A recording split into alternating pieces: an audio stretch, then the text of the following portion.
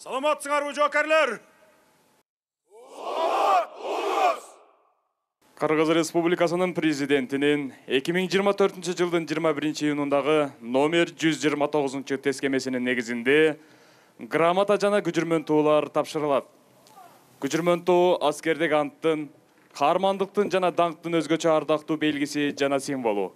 Ар бир аскер кызматчысына баатырдык салттар, жата ата мекенге болгон кызмат кылуу жана аны коргоо ыйык милдет экендиги жөнүндө Кыргыз Республикасынын конституциясын жана мыйзамдарын бекем сактоону, Кыргыз Республикасынын эркиндиги жана көз карандысын сактоо үчүн өз күчүн, эгер керек болсо өз жанын аябастан коргоону эске салып туруу үчүн Кыргыз Республикасынын коргоо министрлигинин 89 мотоаткычтар бригадасына тапшырылат.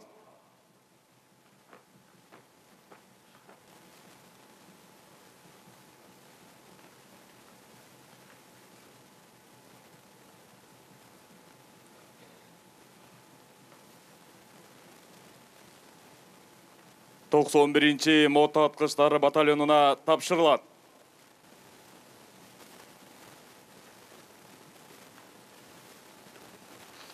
8-нчи артиллериялык бригадасына тапшырылат.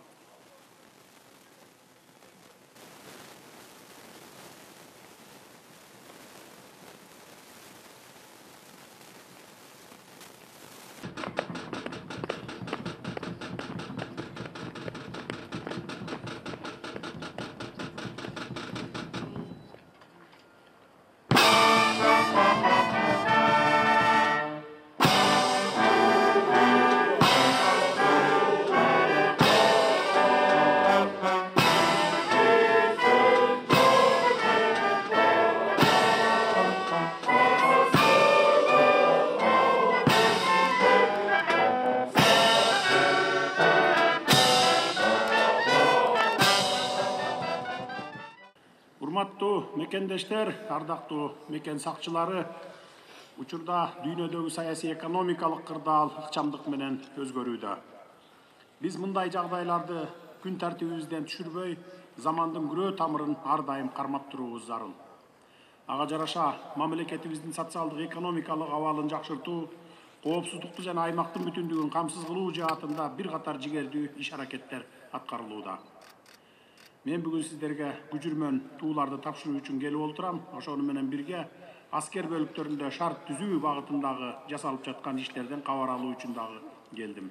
Мынакей бүгүнкү күндө Баткен облусунда заманбап аскер шаарчалары, турак жай жана бала бакчалары менен бирге жалпы сметалык эсеби 2,5 миллиард сомдук курулуш иштери дээрлик аягына чыгып калды.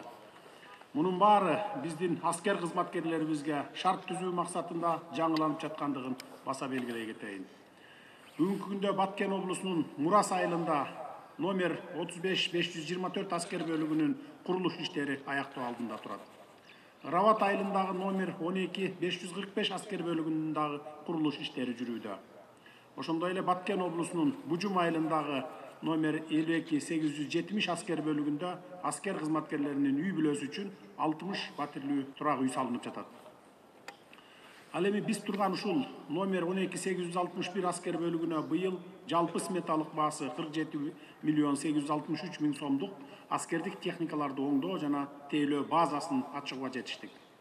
Бул базада аскердик техникаларды оңдоодон сырткары аны калыбына келтирүүгө, күчүрмөн даярдыкта кармап турууга, ошону менен бирге кесипкөй адистерди даярдоого шарттар түзүлдү.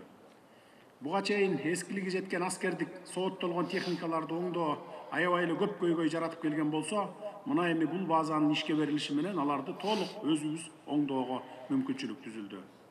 Жалпылап айтканда 2024 жылы республикалык бюджеттин эсебинен коргоо министрлигине жалпы суммасы 11 миллиард сомдон ашык каражатка заманбап курал-жарактар, аскер техникалары жана башка камсыздоо каражаттары сатылып алынды. Бүгүнкү күндө куралдуу күчтөрүбүз аскердик техника жана курал-жарактар менен 100%га камсыздалды десек болот. Ушундай эле көз караш жана алдыга умтулуу менен заман талабына шайкеш келген аскердик техникаларды өндүрүү үчүн жакын аралыкта учкучсуз учуучу аппараттарды чыгаруу жолго коюлганы турат.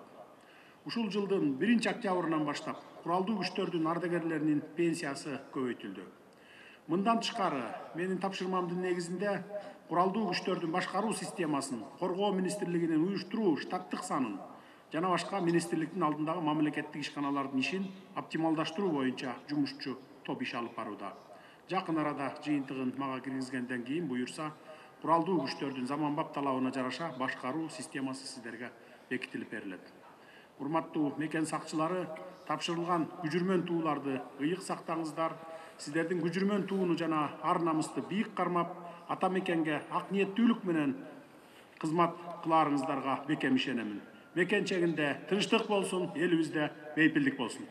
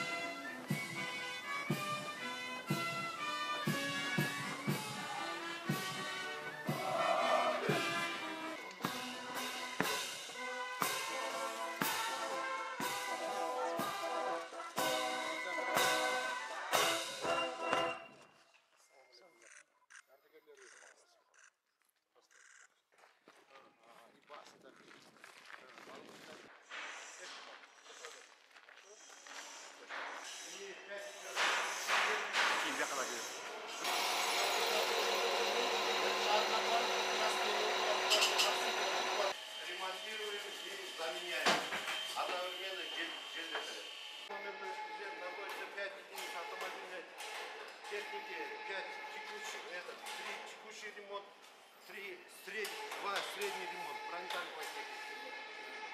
С заменой двигателя, замена башни, казенной части. Осуществляется ремонт. Здесь имеется токарный станок, фрезерный станок, рукава высокого давления. Он состоит из 3 стендов. Чистящий, режущий и зажимающий. Готовая продукция жилокладком. Но у нас шланги высокого давления, айва кымбат болчу. Могу шланг канча турат азыр баягы базардан алсак? 750 сом турат. А бул жерден 300 сом коюшту. Өзүбүздүн баягы расходный материалдарды, материалдарды алып келип турат. Буларды өзүбүз иштетип жасап. Урал 4322 единицы высокой проходимости, грузоподъемности 7 тонн, установка экран манипулятора. Санитарная боевая машина на базе ВМП-1К. Мутакы жылы молар биринчи чыккан эмеден Россиядан барганда ошол условияларды көрсөткөн. Ичинде полностью оборудован для санитарной машины вывозу. Мындайдан экини алып келдик, бирөө балыкчыдагы базада, бирөө бияка. Азыркы бул только вот новый. Жаңы чыккан. Модульный навес для хранения техники на 20 единиц. Вес машин. А мондай тут эме бокстардын баарын азыр хотим это предложить, мондай крытый эле, мондай ачык болсо, и охранага да ылайык болот. Çünkü Timur da Жожотком баягы эми биринчи күндөрдөн баштап, куралдуу түзүлгөндөн баштап биз келгенбиз. Ошол убакта бир жетекчиликтен айтылганда, биз комиссариат түзөбүз, бизге армиянын кереги жок деген сөздөн кийин армияга башка каралбай калып, ошо жердегилер эле өзүлөрү эле ошону сатып ийген. Эми алдай жок да азыр эми. Буюрса Надеюсь, жок болсо, урдаса ким урдайт? Урдаса ушул эле солдаттар, урдайт, офицерлер, прапорщиктер, сержанттар. ал убакта 6 ай, 7 ай зарплат берчүмүз. Бүт пландаштырып туруп, анан мага алып келди, сметасы чыгарып. Канча жери бошойт экен, силердин могу компактный эмеге жаңыларды салыш керек да, жаңы салыш үчүн канча кетет экен. Мага сметасын көтөрүп алып келгиле, 4-өңөр киргиле мага. Жарайт. Мен чечип берейин, точканы коюп берейин. Алар келип, госстрой, баягы проектировщиктер келип көрүш керек да. Көрүп туруп анан кайерine войсковой частьты калтырса болот, кайерин кандай бошотсо болот, ошонун баарын